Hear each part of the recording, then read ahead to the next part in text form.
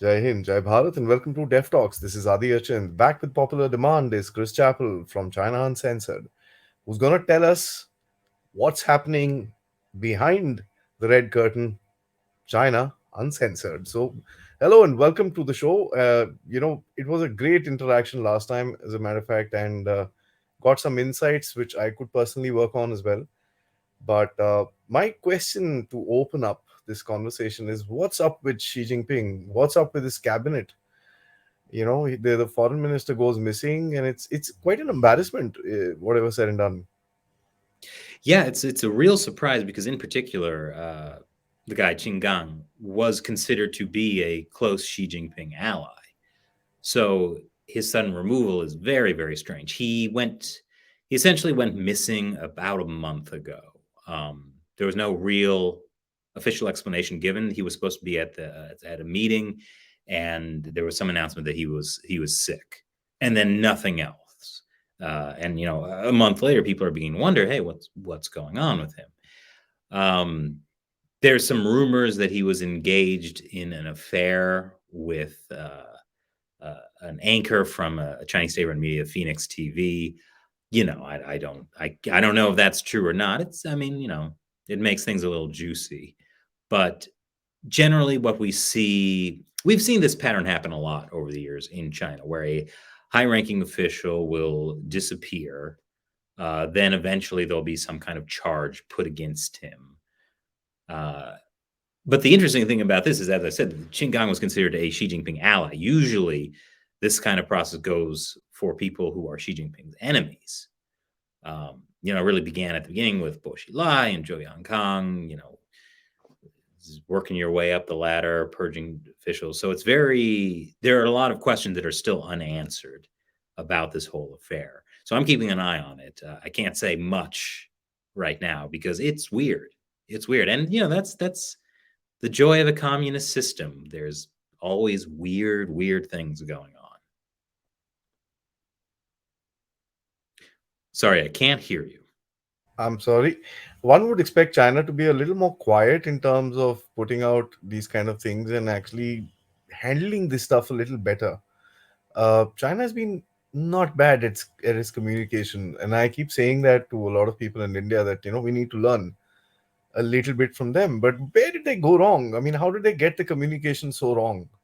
If he was sick, Communication on just put out a picture, you know, well, communication on what specifically? The for the foreign minister itself. I mean, it's been an embarrassment, as a matter of fact, and the communication has been quite off track. They had to wait for some 16 seconds where the guy was sifting around some papers. We've Yeah. never seen this side of China. Well, I What does think that tell the you? worst example was a couple months ago when there was the big meeting in Beijing, and the former Chinese leader Hu Jintao seemingly was very unceremoniously escorted out of the scene. Um, and I actually, on the show, we kind of broke with a lot of analysis at the time. A lot of people said it was a purge of Hu Jintao. We looked at it and didn't really think it was the case. And indeed, Hu Jintao has appeared in public since then, including like a few days after. Um, but yeah, it just goes to show that as much as the Communist Party wants everything to be highly scripted, sometimes it doesn't work out that way. And whatever reason there was to purge Qinggan, uh, they obviously had to say something because he was a very high level official, very close to Xi, and then he was just gone. Um, so I imagine we'll be seeing some kind of, there'll be some official announcement in the near future, probably that he was doing very bad things. Was very corrupt. Who knows? Maybe he turned on Xi Jinping in some way, or maybe he told Xi Jinping something he didn't want to hear. That's most likely because last time we discussed, Xi Jinping seems to be a lonely leader, and when you come to that point in time in a dictatorship, and you brought it out pretty well in our last talk, is that a leader will now want to listen to only what he wants to listen to, not probably a reality or a real picture. What do you think is happening with regards to Janet Yellen's visit to China?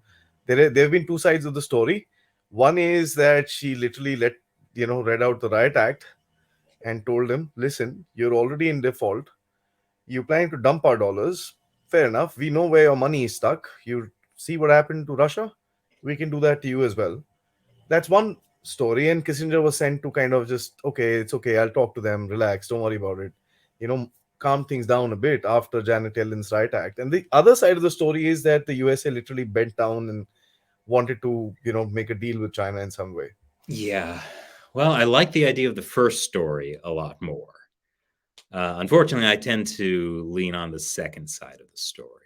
If you kind of look at the trajectory of the Biden administration from the beginning, they started off fairly tough on China, and there's definitely been, positive things the administration has done to check China.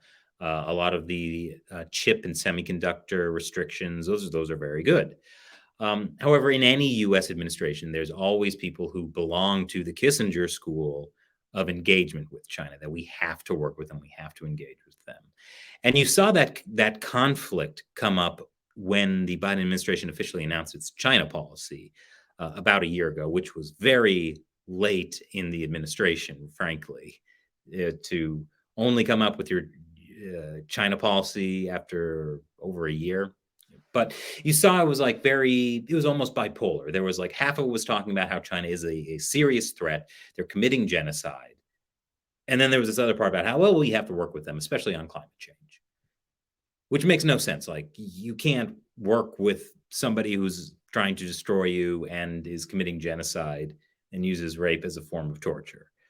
But gradually, we've seen that side of things gain more prominence in the Biden administration. You saw, Secretary of State Antony Blinken's trip to China was scheduled early on, but it conflicted with the spy balloon thing.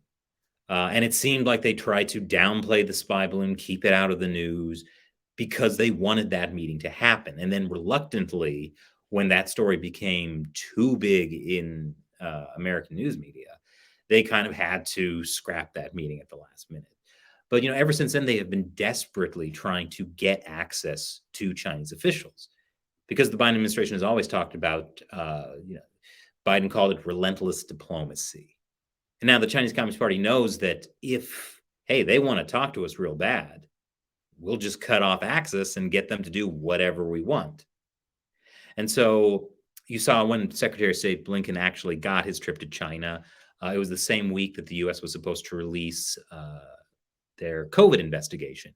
They delayed that quietly, even though it was written into law. There was no exception in the law about, like, okay, delay the publication of this till after a trip. The U.S. was hacked badly right before Yellen's trip, and the U.S. should have been like, hey, if you're doing this, no trip. But they went ahead anyway. So judging by these things, it seems more like, I have a harder time believing it's like some masterful, strong-handed move against China, when it really seems like, and you see this too with John Kerry and like the talks of climate change. Like, they desperately want to talk to China about climate change, and China's saying, hey, if you want to have any talks about climate change, the U.S. has to stop putting pressure on China. So it really seems like it's a negotiation. And, even though the U.S. has a lot of power, many of the things that people mention in this other side of the story about, China's in default, their economy is bad, the U.S. is not in a weak position. But for some reason, the Biden administration seems to be negotiating from a very weak position. And I don't understand what they're thinking. Is this the desperation of Ukraine? Because things don't seem to be going right there. So it's probably just like, okay, hold on, we need to sort this out, get out of Ukraine before we try and focus on China, calm China down a little bit. Is this kind of a stopgap arrangement wherein you're just trying to manage a situation till the time you refocus your energies? Well, the Ukraine war is creating a lot of challenges on all sides. For the U.S., it's definitely been a financial drain. I believe Biden said U.S. munitions have been depleted, which, considering China is talking about invading Taiwan, that's a very bad situation to be in. And also, China is providing a lot of support to Russia, including Chinese companies, most likely under the control of the Chinese Communist Party itself, sending weapons of war to Russia. And the more the U.S. is doing business with China, the more that money is also ending up back at Russia. So in some ways, the U.S. is funding both sides of the war. And I actually spoke to a retired U.S. General Robert Spalding on our podcast recently, and he made the point that in a Taiwan war, it would be that situation, but like times 100, because the U.S. would be trying to defend Taiwan while at the same time trying to do business with China, funding both sides of the conflict. And it's, yeah, I think people will look back on this in 50 years and just like marvel at the stupidity. I'll take. I'll ask you another question about this logic, and I'll get back to China after that, because Mhm. the whole side taking business is also being imposed upon India to an extent. Yeah. Uh, we don't want to take sides. It's not our business. So that's what we said. And today we find ourselves in a situation supplying oil to Europe by the barrel roads, literally on a daily basis. I mean, we're not consuming that much Russian oil inside the country as much as we are exporting. We're one of the largest exporters of oil in the world, by the way. So this is kind of not playing out in the right place, because you're trying to do a pressure tactic with your potential allies rather than your adversary. It seems a little off in terms of a larger strategic value or larger strategic positioning. Uh, I mean, we've definitely done several episodes about botched U.S. policy towards India, um, and there's historical things as part of that too. The U.S. did some insane things to India during the Cold War, but let's see, where do I want to go with this? Um, I think the problem that we're seeing with Russia is it's a microcosm of the larger problem we're having with China. The failure of essentially globalization, the idea that we can create a different definition of freedom, the definition being economic freedom, and we can ignore that dictators are oppressing their people. As long as we can trade with them, that's fine. And we saw how bad that went for Europe, being incredibly dependent on Russia for its energy supplies. Like, the writing was on the wall for that for a long time. And it took the war to eventually realize, like, oh, that probably wasn't strategically very smart. Well, it's the same thing with China, just to a much larger degree. So many countries are utterly dependent on China. Like, for example, during the pandemic, uh, most of the US's medical supplies are made in China. Like, we couldn't make masks for a long time because we were so dependent on China. And this just gives a very powerful and very aggressive geopolitical rival leverage over the democratic world order. And China is very clear that it is trying to rival uh, a democratic world order, and that includes the kind of world order that India is a part of. Like, we clearly, India shares most of the values as Europe and the United States. I don't see India really syncing up very nicely with China. So, yeah, we need to realize, like, we are at war, and we need to work with our allies to defend ourselves. The problem is, this is not a war that many American officials don't really understand. Even in the military, like, war is when Congress issues a declaration and you have troops firing at each other. China understands war in the atomic age is an entirely different beast. It's unrestricted warfare. Uh, I mean, that's been something people have said all along. People are always fighting the last war, and Well I, said. That's something I absolutely agree with. Well said. I was almost in, you know, rolling down laughing when you said India is not going to side with China, because there's no ways that's going to happen. If you know the public perception within India, it's terribly against that. I mean, even when you mentioned talks with China, you're like, oh, why? No, we don't need to. And so there's a lot of anger there. Uh, you know, coming back to China today, we also see the rocket forces going through a bit of a challenge, and that's supposed to be the wonder weapon of Xi Jinping. It's a technical force. You take out the heads, you take out a certain kind of capacity, because these are very technical arms. It's not simple gun firing or flying a plane. Of course, that's a little more technical than that. But the rocket forces are largely technology based. How do you see the removal of these guys, especially knowing the factor that the rocket force, being a very technical force, was not very ideologically inclined towards the CCP's ways of doing things? So, is that part of this particular game where you're trying to teach the last probably force in the PLA a little lesson that you need to conform, or is this a larger message being sent to a certain threat that Xi Jinping sees emerging? I mean, the Communist Party has always made a point of ideological indoctrination. Like from the earliest ages in school, patriotic education is a huge thing.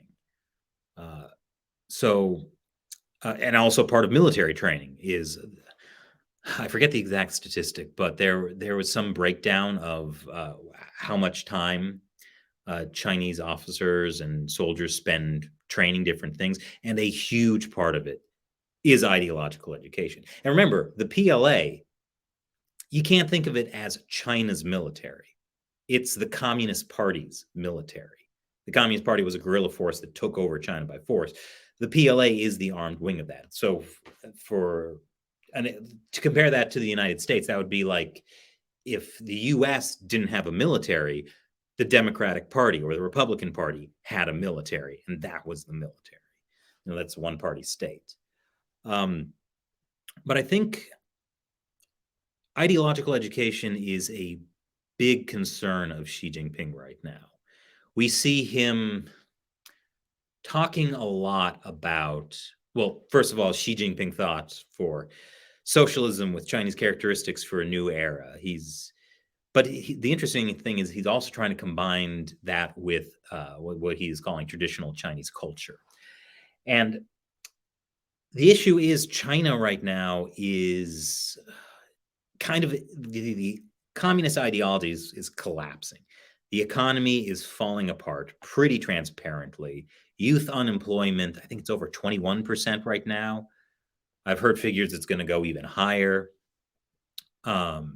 People are still upset from zero COVID. And in the zero COVID protests at the end of last year, people were specifically calling for Xi Jinping to step down and for the Chinese Communist Party itself to step down. So I think she understands that people don't believe in communism in China anymore. They don't believe in the Communist Party. Unfortunately, because they've been educated in that system, you don't really know. Like when you're educated under the Cultural Revolution, everything is kind of the Cultural Revolution to you. But Xi Jinping does see that he has to desperately try and rein in people's thinking because his grip on power right now is not rock solid.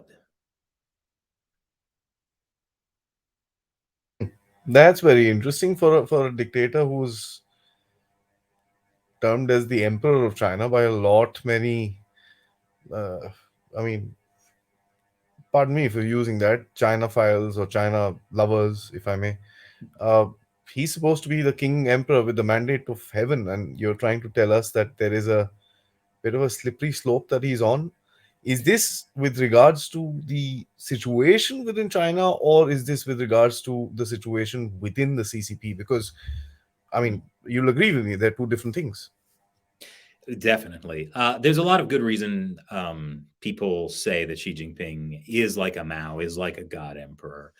Uh, he has, over the years, amassed tremendous personal power. He's been called the chairman of everything because he's put himself in charge of basically every single commission there is in China. And there's good reason for that because his predecessor, Hu Jintao, basically had no power because the guy before him, Jiang Zemin, had an iron grip on everything. Jiang Zemin or somebody appointed by him. In fact, the Politburo Standing Committee has 7 members.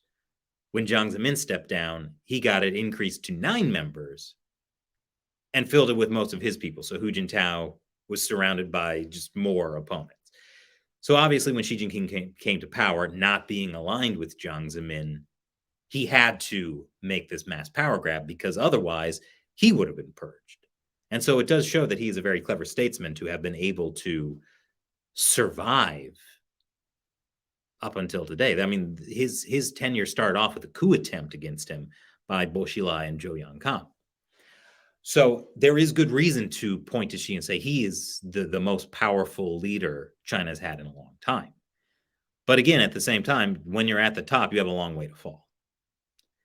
And with the economy in the state it is, with growing international pressures, some caused by the Russia-Ukraine war, a lot of it caused by essentially like the United States waking up, or large parts of the United States waking up to the threat of the Chinese Communist Party. He does face tremendous challenges. And with popular support in China not being what it was, or at least people feeling confident enough to stand up and say they don't like the Communist Party, they don't like Xi Jinping, it could, the Soviet Union, to many people who weren't paying that close attention, it seemed to collapse overnight. The Soviet Union that would always be there, just gone one day. I think we could very easily see that happen in China.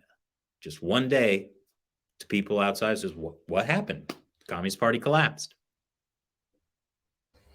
That's a nightmarish situation for India. Whatever said and done, there's a certain amount of stability. We've got an unstable rogue nuclear power on our western border. We don't need one in the north. Please save us, spare us this. It's there's just a sheer thought of the CCP not being there. And jokes apart, I'll be dancing in the streets if that happens.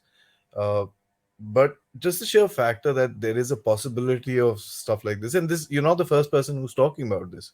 A lot of people will dismiss it out like propaganda, but he's on a weak wicket right now.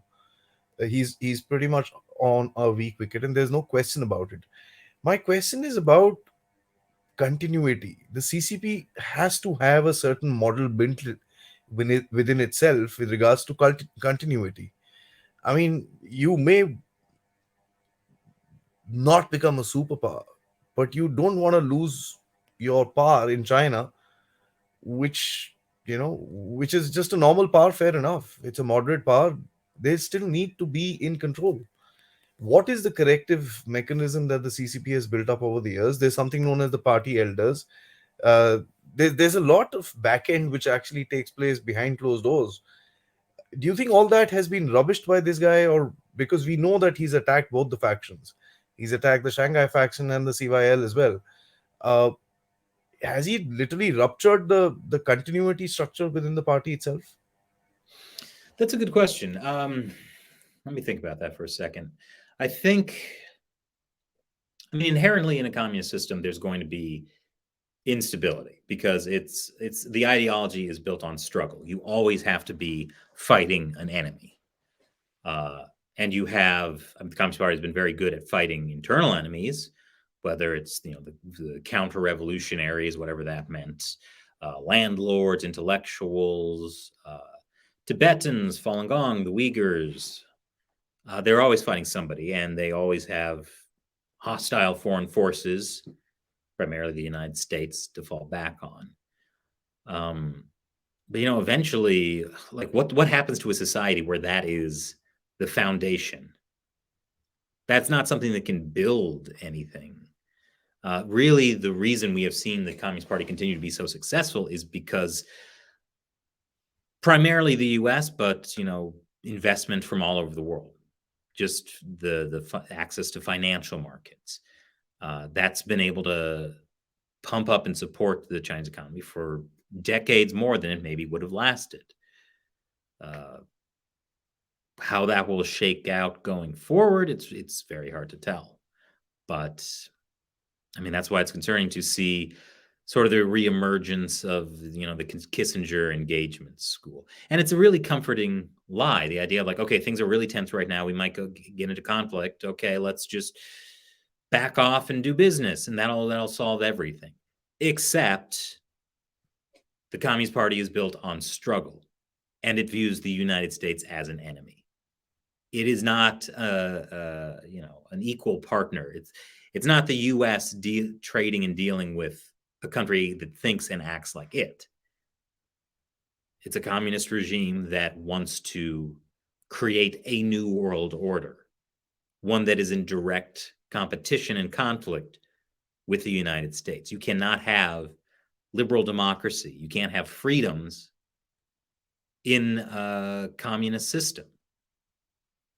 So fundamentally, this is a conflict that is going to happen, and it's going to have to come to a head at some point. And that's what everybody is talking about. When we look at the PLA today, there have been reports about, I mean, we spoke about the rocket forces. There have been reports about some letter that's been doing the rounds of the internet, that's been written by some soldiers in the Eastern Theater Command who are not wanting to participate in these fire drills because they're a bit worried about their safety. We heard the similar reports coming out when they was, trying to deploy against India as well. There were photographs and videos of these guys crying when they were sent across.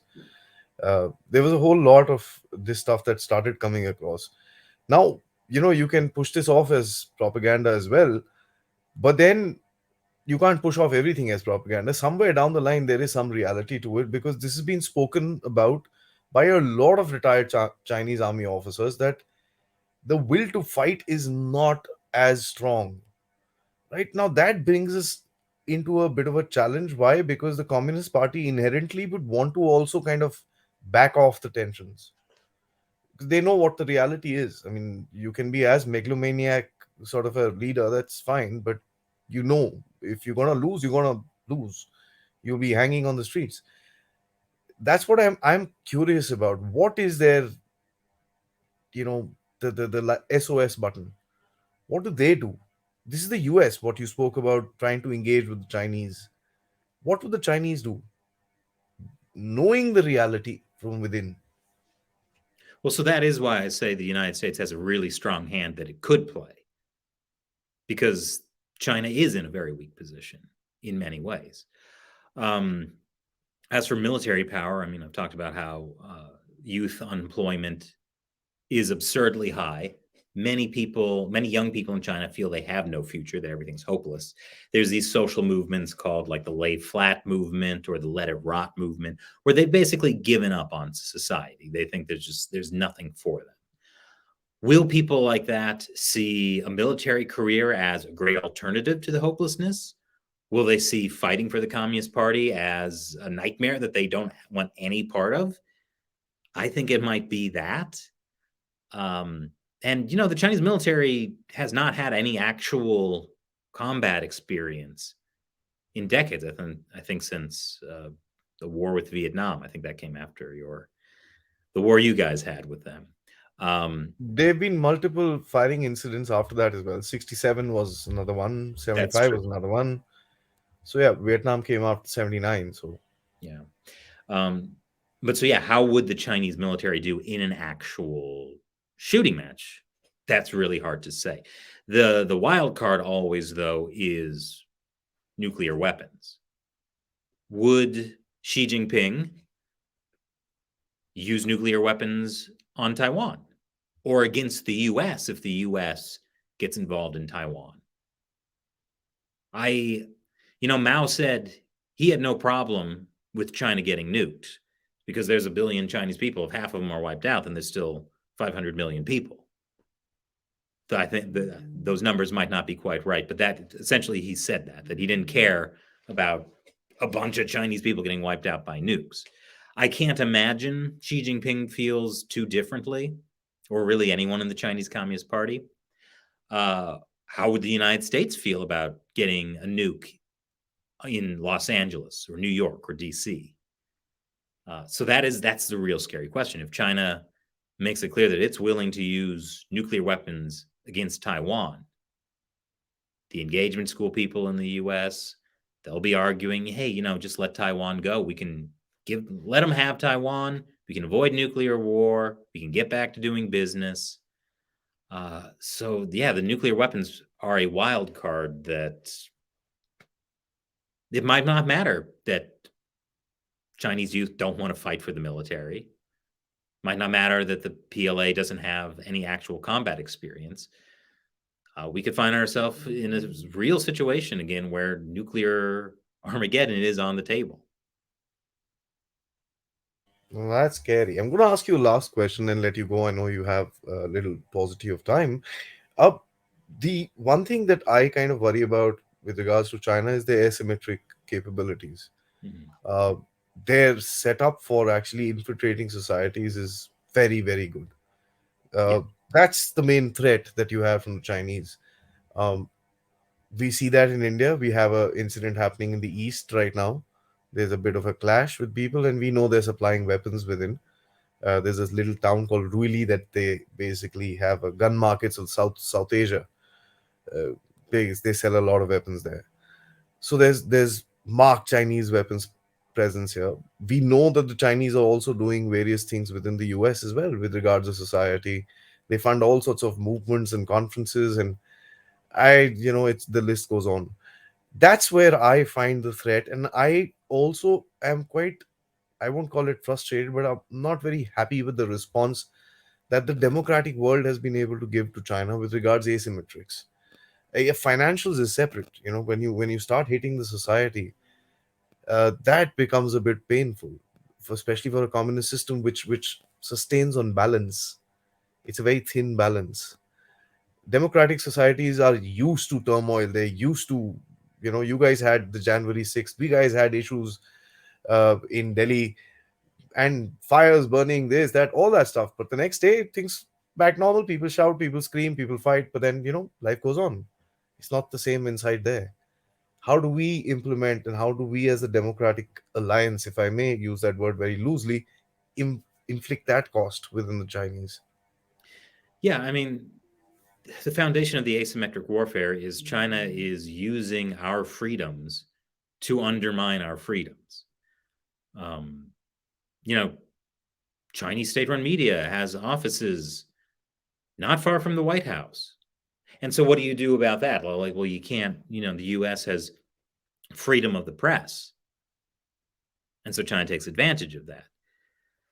So I thought, and this, yeah, it's a big challenge, and one of the best ways to counter this that I've seen so far was sort of the Trump administration era idea of reciprocity.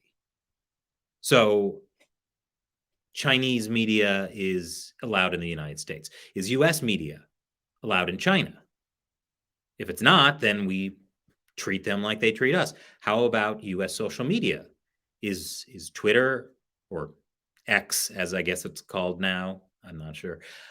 Are they allowed in China? If not, why do we allow Chinese social media in the US? WeChat, TikTok. So if we just level the playing field and play by the same rules that they're playing, like sure, have Chinese social media, have Chinese journalists in the US, as long as American journalists can be in China. And as you can see I can tell by your smile, like you understand that would be very dangerous for the Chinese Communist Party. They would have to dismantle their internet censorship. And then, God, imagine what happens in China if people in China really start to get free access to information. So just we hold them by the same rules that they're using against us. It's a great way to handle all the asymmetric warfare, I think. I'll take you for a minute more, because when we see here, we're the only country in the world that has actually banned their apps. There is no Chinese journalists in India today. We threw them all out. Yeah. There's nothing. You can't invest within India. All the Chinese companies that are working in India today have been told, listen, 51% of ownership needs to be with Indians, otherwise pack your bags and get out. Yeah. BYD, the car company, came in with $1 billion and said, we want to set up. We said, no, bye bye. Out you go. You can sell your cars, but your India firms will be owned by us. That's the problem that India also faces when you when you say, okay, this is what we can do. Now, India alone, fair enough, you've got a large market, 1.4 billion people, a lot of 800, 900 million today are on the internet. That's a large market for the Chinese. But then it doesn't really work when the world doesn't you know go the same way. You see the Europeans wanting to go and shake their hands, and all, no, we're not wanting to decouple. It's de-risking. Mhm. After some time, it's going to be, oh, no, it's just, we will secure the supply chains. The terms will keep changing. And how do you fight a battle like that when there are internal divisions amongst the democratic world? Well, the bright thing about democracy, well, first of all, I think there's a lot the U.S. could learn from India uh, for Yeah. everything you just mentioned. But the good thing about democracies is that, supposedly it's the people who have the power. So the more the people understand the threats and make demands on their politicians, like corporate interests, money from China, I'm sure that's a very powerful lure for a lot of politicians. But if they're voted out of office, that's their initial, that's the power democracies have. So, shows like yours that are helping educate people, it's very important for people to understand what is happening. And the I don't know how it is in India, but in the US, most media is owned by like one of five mega corporations. And so all of those corporations are deeply tied to China. Is the American public going to get great information about what they need to do to fight China from them? I don't know. So it's educating the people and getting the people activated. That's going to be what changes things, because certainly it seems like what's going to change China is the people of China demanding change. Well, in India, mainstream media, if you listen to people, look down upon you today because you gotta be on YouTube, you gotta be on Twitter, you gotta be on Facebook or wherever you get your information from. If you say you watch this channel, people look at you. Really, still watch channels? And Mm-hmm. that's the kind of at least in the urban cities, people just don't watch news anymore. It's YouTube is the biggest one in India. Trust me, they're guys who are news providers with 5 6 million followers, and these guys are, I mean, they put out a video within 45 minutes they'll be at 3 lakh views, 300,000, 400,000 views. That's the kind of propensity people are looking for within this thing, because the alternative sources of news, these kind of conversations people can listen to while they're driving, while they're cooking, while they're this thing. Thanks so much, Chris. You brought out some very interesting points, because I kind of find that China is not in a place, and every time I think from the previous time that we've spoken, it's taken a step down further. And I hope the next time we speak it's a little further down, so that we can try and find the hole that the Chinese would want to go into. Because at this moment, what I see of it is there is a sense of continuity that the West, as we've discussed, wants to keep on for, I guess, reasons of not getting into two fronts at the same time. That's understandable. uh, but of course the pressure needs to be on, and there's no question about it. Let's hope the option number one, as far as Janet Yellen, is the right one. I hope for that as heck, because the leverage is still there with the US. There's no question about it, and they can use it very, very easily. Thanks so much, and I hope to catch up with you very, very soon once again. Till then, Jai Hind. It was a pleasure. Thanks for having me on. Thank you.